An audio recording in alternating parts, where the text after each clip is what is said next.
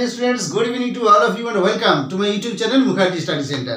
আজকে আমি উপস্থিত হয়েছি একটি ছোট্ট বাংলা সেন্টেন্স নিয়ে এবং তোমাদেরকে দেখাতে চলেছি সেই ছোট্ট বাংলা সেন্টেন্সটাকে যদি আমি ইংরেজিতে ট্রান্সলেট করি তাহলে সেটা কেমন হবে। সুতরাং দেরি না করে দেখে নাও।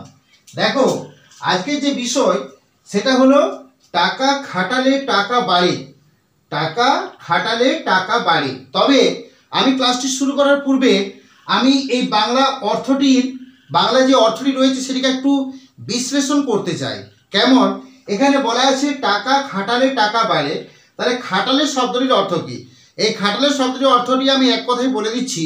অর্থাৎ যেমন ধরো ব্যবসায়ী মানুষরা কি করে না, ব্যবসার জন্য তারা টাকাকে কি করে, টাকা তারা খরচা করে এবং সেই টাকা খরচা করে আবার সেই টাকা থেকেই টাকা উপার্জন করে। সেই অর্থটাকে প্রকাশ করতে এখানে খাটালে শব্দটি প্রয়োগ করা হয়েছে। টাকা খাটালে টাকা বাড়ে, অর্থাৎ টাকা থেকেই টাকা আসে। তাহলে এটার ইংরেজি কেমন হবে জাস্ট দেখে নাও। দেখো এটা একটা ছোট্ট ইংরেজি, সুতরাং এর ইংরেজিটা কেমন হবে আমি দেখিয়ে দিচ্ছি, তোমরা দেখে নাও।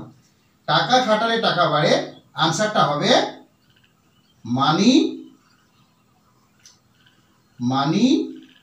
ব্রিডস, BREEDS, ব্রিডস, মানি ব্রিডস, মানি ব্রিডস, MONEY, মানি ব্রিডস মানি, ফুল স্টপ। তাহলে টাকা খাটালে টাকা বাড়ে, অর্থাৎ এখানে ব্রিডস অর্থে কি হয়েছে, এখানে ব্রিডস অর্থে আমি করেছি খাটালে শব্দের অর্থ করেছি আমি ব্রিডস। সুতরাং মানি ব্রিডস মানি, অর্থাৎ টাকা খাটালে টাকা বাড়ে।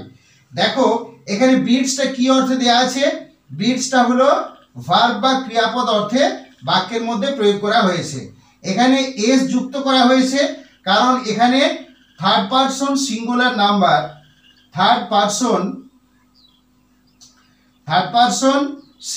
নাম্বারকে এখানে প্রকাশ করা হয়েছে। Third person singular number. আমরা জানি যে প্রেজেন্ট ইনডেফিনিট টেন্সে আমরা জানি প্রেজেন্ট ইনডেফিনাইট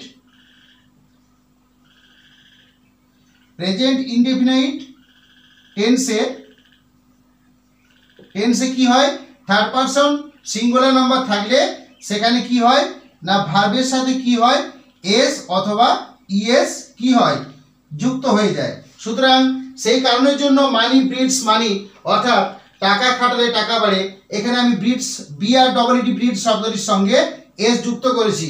তাহলে এই যে ট্রান্সলেশনটা আমি করলাম এটা কিন্তু মূলত প্রেজেন্ট ইনডেফিনাইট বা সাধারণ যে বর্তমানকাল, সেই সাধারণ বর্তমানকালের সূত্রকে অবলম্বন করে আমি এই বাক্যটিকে গঠন করেছি। টাকা খাটালে টাকা বাড়ে, অর্থাৎ মানি ব্রিডস মানি। এখানে ব্রিডস হলো ভার্ব এবং এটা থার্ড পারসন সিঙ্গুলার নাম্বার হওয়ার জন্য এখানে মানি থার্ড পারসন সিঙ্গুলার নাম্বার হওয়ার জন্য কি হয়েছে না, এই যে ভার্ব বা ক্রিয়াপদ এর সাথে কি হয়েছে, এস বা ইএস যুক্ত হয়েছে, অর্থাৎ এখানে এস যুক্ত করা আছে। এখানে মানি থার্ড পারসন সিঙ্গুলার নাম্বার, তার জন্য ভার্বের সঙ্গে এস কে যুক্ত করা হয়েছে এবং এটা প্রেজেন্ট ইনডেফিনিট টেন্স তথা সাধারণ বর্তমানকালের সূত্র অনুসারে বাক্যটিকে গঠন করা হয়েছে।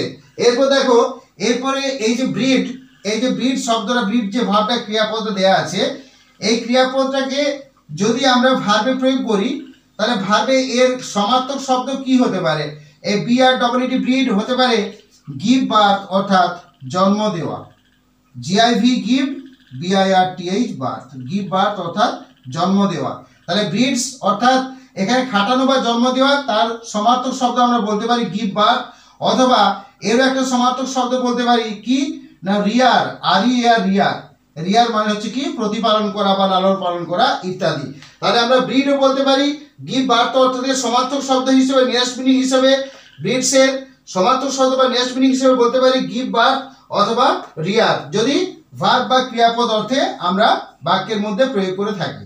এরপর দেখো, এরপর যদি এই ব্রিড ভার্বটাকে যদি নাউন অর্থে প্রয়োগ করে থাকি তাহলে নাউন অর্থে প্রয়োগ করলে এটার কেমন একটা অর্থ দাঁড়াবে। দেখো ব্রিড শব্দের অর্থ আমরা বলতে পারি BABY বেবি, অর্থাৎ শিশু বা বেবি বলতে পারি, অথবা আমরা বলতে পারি CHILD চাইল্ড বলতে পারি, অথবা PEOPLE পিপল বলতে পারি, অথবা CUB কাব, কাপ বলতে পারি। তাহলে কি হলো না BREED ব্রিড, এটা নাউনে বা বিশেষ অর্থে প্রয়োগ করলে কি হতে পারে, ব্রিড শব্দটিকে যদি আমি নাউন অর্থে প্রয়োগ করি তাহলে হতে পারে ব্রিডের অর্থ বেবি হতে পারে, ব্রিডের অর্থ চাইল্ড হতে পারে, ব্রিডের অর্থ পিপল হতে পারে, ব্রিডের অর্থ কাপ হতে পারে। তাহলে নিশ্চয়ই তোমরা বুঝতে পারলে যে টাকা খাটালে টাকা বাড়ে, তাহলে এই যে ইংরেজিটা সেই ইংরেজিটার সঠিক আনসার হলো মানি ব্রিডস মানি।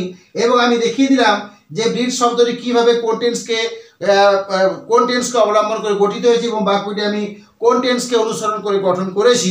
তাছাড়াও এই ব্রিড ভার্বটিকে যদি ভার্ব অর্থে প্রয়োগ করি তার সমার্থক শব্দ কেমন হতে পারে, এবং ব্রিড ভার্বটি যদি নাউন অর্থে প্রয়োগ করি তার সমার্থক শব্দ কেমন হতে পারে, সমস্ত বিষয়টা আমি তোমাদের সামনে তুলে ধরেছি। যাই হোক, আজকে এই ভিডিওটি আমি তোমাদের জন্য ছোট্ট করে বানালাম।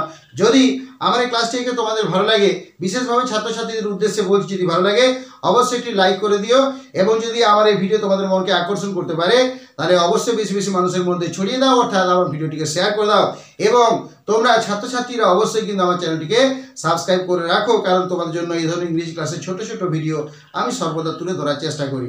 এছাড়াও একটি বিশেষ ঘোষণা, যে সমস্ত শ্রদ্ধেয় দর্শকগণ আমার এই মুখার্জি ইউটিউব চ্যানেলে আসছেন এবং আমার ভিডিও দেখছেন, আমার ভিডিও দেখার জন্য আপনাদেরকে অশেষ ধন্যবাদ জানাই।